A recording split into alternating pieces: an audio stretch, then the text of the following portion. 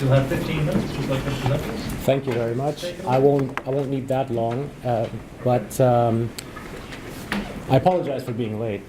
I was trying to find coffee, but I was unsuccessful. I already teased you to prove. Alors bonjour mesdames et messieurs, d'abord je vous remercie infiniment de m'avoir invité. Merci à l'Institut de la CDA, merci à Professor Holly Garnett et merci aux autres panélistes. Good afternoon. I had a little trouble loading my PowerPoint presentation, so I apologize for that as well.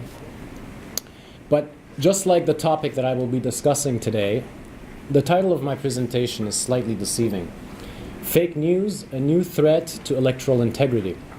The title implies that the content of alleged fake news articles is the central issue of my research, and that blatant falsehoods could, through mass conflagration, threaten the trust and faith in Canada's electoral process. However, I should clarify that the threat to which I refer is not content or veracity of an alleged fake news article, but the manner in which it could potentially be managed and legislated by policymakers. So I, along with Professor Elizabeth Judge, worked on a paper to add some clarity to this ongoing debate. Our paper argues that fake news, as used in common parlance, is non-regulable. I'm going to couch this in a very, very important caveat, which I will interrogate further when I present the legal taxonomy which we've prepared. This argument applies solely to fake news that is not already subject to legislation, like hate speech or obscenity, or legislation or jurisprudence for that matter. The central premise of our paper homes in on the most commonly used definition of fake news and then proceeds to juxtapose it with similar definitions that are applied in Canadian legislation and jurisprudence. Through a mass survey of scholarly articles, we managed to produce a basic taxonomy, and which was then derived into a legal taxonomy. Our research proceeds to survey the existing literature in hopes of finding a ubiquitous definition, or at least some commonalities within the varying definitions. Most definitions appear to use the terms false or misleading. Some refer to it as propaganda, and many base their definitions on the intention of the author.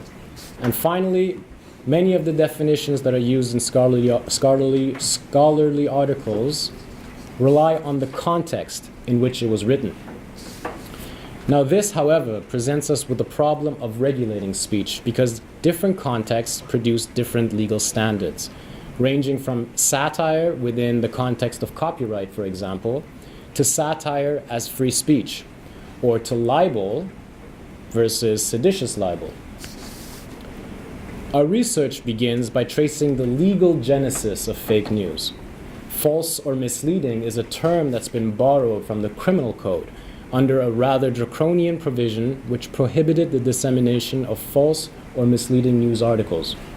I call it draconian because it emerged from a law which was first crafted during the era of the English feudal system, where the king was concerned with wealthy landowners' power to overthrow him by spreading misinformation that questions or challenges the king's rule. Whereas the United States did not adopt a similar law, Canada did under Section 181 of the Criminal Code. The provision was deemed unconstitutional in the case of Zundel, where a Nazi sympathizer published a revisionist account of the Holocaust. The question before the judges was not only whether the content of the article was false or accurate, but also whether it was intentionally false, and whether the courts ought to be permitted to curb such speech. On all those questions, the Supreme Court of Canada ruled that despite the obvious falsehoods, speech that does not incite violence or hate is a critical part of a well-functioning democracy. That is, even conspiracy theories have a place in the democratic discourse. Now, this, however, is quite distinguishable from hate speech. In the case of Keekstra, the Supreme Court ruled that Section 319 of the Criminal Code, which prohibits hate speech, is a justifiable limitation on free speech. Focusing principally on cases in the context of criminal law and elections law, our paper concluded that the regulation of fake news raises the constitutional problem of stifling speech, which is essential to the democratic discourse. Now, in light of the law's toleration for false or misleading news, and despite the various discrepancies in the definitions, our final step was to produce a legal taxonomy, thereby identifying the various forms of fake news that fall within the province of the law. First, we have fake news that are outside of an election. I repeat, fake news that are written, produced, and disseminated outside of an election, which are constitutionally protected. The second category is fake news outside of an election that is otherwise prohibited, such as hate speech. Now, it is the third and fourth category that are quite interesting. Because, well, the first category relates to anything, whether divergent in nature or not, that qualifies as free speech. And as mentioned, this includes conspiracy theories and the like. And then the second category relates to speech that is already regulated. So these two categories do not warrant any further commentary. However, the third and fourth category is of critical concern. The third category relates to news that is produced in Canada and disseminated during an election period. I repeat, it is news that is produced within Canada and disseminated during an election period. Within the context of an election, some news can, in theory, be curbed in order to preserve the principle of informational equality. In the case of R. and Bryan, the Supreme Court ruled that the blackout rule, which applied to broadcasters, prohibited the dissemination of election results until all provinces had closed their voting booths. This was deemed a justifiable restriction on free speech. However, since the advent of social media, the blackout rule has been repealed. The dissemination and free flow of information on social media has made it virtually impossible to enforce any type of blackout rule. Now, this specific category with fake news that is produced and disseminated within the course of an election can be further splintered into different types of subgroups.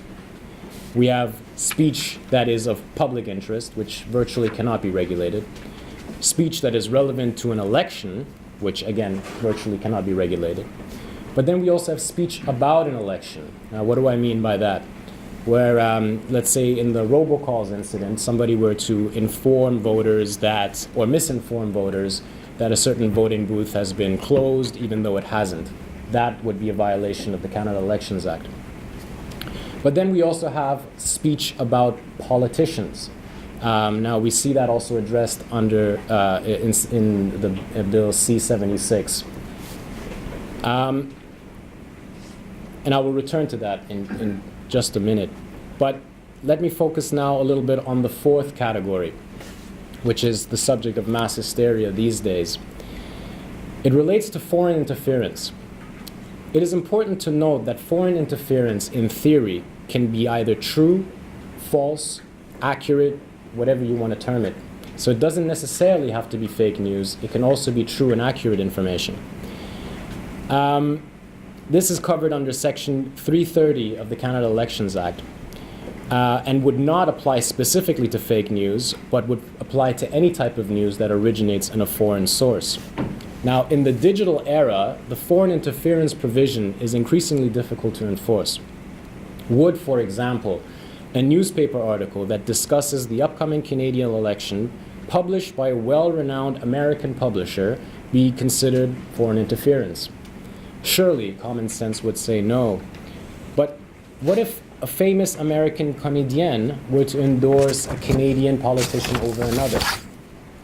This might, for all accounts and purposes, qualify as a violation of Section 330 of the Canada Elections Act. Now, with respect to Sections 3, or the categories that I just mentioned, categories 3 and 4, they are both covered under the Elections Modernization Act, and they try to curb such speech. Now, the principal problem with such a restriction is that it violates the axiom that a central part of elections, beyond the social and the political issues that are at stake, is about the candidates and the political parties themselves. A ban on any news about political candidates, whether true or false, critically undermines the central tenets of the democratic discourse. I'm not sure how I'm doing on time, but I would like to, I have plenty of time, so I would like to very briefly conclude, because this was also alluded to by Dr. Tanov at the end of his presentation with respect to borrowing from Germany or France's approach towards this type of speech. I'm going to very, very briefly conclude by recalling the reasons for the mass hysteria around fake news. The 2016 US presidential election was controversial for a variety of reasons. First, it brought to political prominence a non-establishment political novice who succeeded in derailing the conventional campaign tactics of veteran candidates. Second, it unveiled the significance of social media platforms as effective political communication tools, where candidates cooperated with social media representatives to bring personal consumer data into political campaign operation. And third, and possibly most salient for the purposes of legal commentary, the presidential election introduced a possible foreign threat to Western countries' conception of electoral integrity. While the United States is examining its own electoral security with the launch of an investigation, other countries such as Germany and France have gone to greater lengths to ensure that foreign governments or their delegated agents do not interfere with national elections. But the solution could prove more damaging than the curse. Governments and tech companies have coalesced around finding ways to regulate fake news. Countries like Germany and France have enforced strict measures to protect their country's electoral process from both domestic and external interference, imposing fines on social media companies for disseminating posts that resemble fake news. This policy, in effect, ceded control to tech companies, enlisting them to define, identify, and remove posts that companies deem to verge on fake news. And this effectively makes them arbiters of truth. Countries like France and Germany have different legal structures that originate in legal cultures that are different from our own. I respect that difference. However, Canada has placed reasonable limits on the type of speech that can be produced, as well as the manner in which governments can curb and stifle that speech. To amend or craft laws that inadequately target an online anomaly, such as fake news, would be to use the power of the law in a frivolous manner. So we must query collectively whether hysteria around a concept as amorphous as fake news warrants such drastic measures. Now, I thank you very much for your time, and I look forward to answering your questions.